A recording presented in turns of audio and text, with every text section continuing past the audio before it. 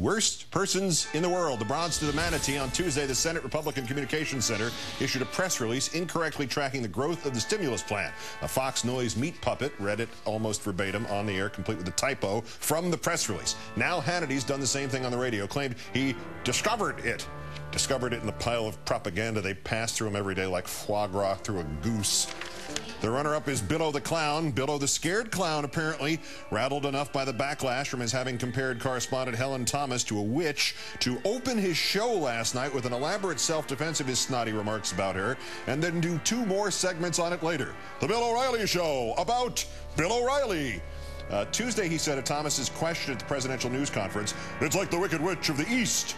If I were Obama, I would have poured water on her and she'd dissolve. What's her name, the old lady, Helen Thomas?" Wednesday, he said of what he'd said about her Tuesday, "I didn't call her a witch. I said her voice sounded like, and I did the voice. That was clear." 3 segments of him saying this again and again. But Bill, you're saying you were only comparing Helen Thomas's voice to the voice of the Wicked Witch of the East in the movie The Wizard of Oz? You do realize that in the movie we never hear the voice of the Wicked Witch of the East, right? She's the one who got squashed when Dorothy's house landed on her? Nice try, Billy. But our winner is Bernard Goldberg, gradually devolving from shrill critic to fomenter of violence. Responding to the critics of Billo's jokes at Helen Thomas, he lost it. Screw them, he said. They are unimportant people. They are throwing spitballs at battleships. O'Reilly then said he wanted to send a cake to his critics. Bernard Goldberg then said, "You should send them flowers, black dead roses." It would seem as if Mr. Goldberg would be well taken to tamp down the references to violence and battles and death right now. Just this week, the letter left by murderer Jim David Atkinson, intended as a suicide note, was released by the authorities. Atkinson is the man who burst into a Tennessee church last year during a kids' musical and started shooting. He killed a 60-year-old man and a 61-year-old woman. He explained he was there to kill liberals.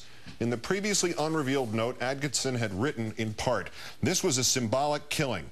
Who I wanted to kill was every Democrat in the Senate and House, the 100 people in Bernard Goldberg's book." The book came out 4 years ago and was called The 100 People Who Are Screwing Up America.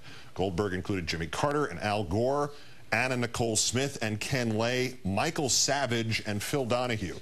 And this hateful man read what Goldberg wrote and decided to kill innocent people as proxies because he couldn't kill, quote, the 100 people in Bernard Goldberg's book.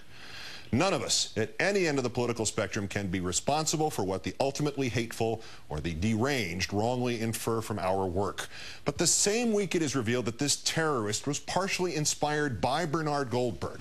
Maybe Mr. Goldberg could skip the lines about "screw them" or the references to dead roses or the one last week where he said, "I would probably have gotten a baseball bat and gone down to the New York Times with it and found the person that wrote the editorial, but that's me."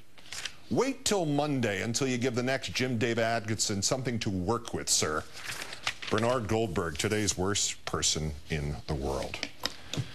That's countdown for this, the 2,105th day since the previous president declared mission accomplished in Iraq. I'm Keith Olbermann, good night and good luck. Our MSNBC coverage.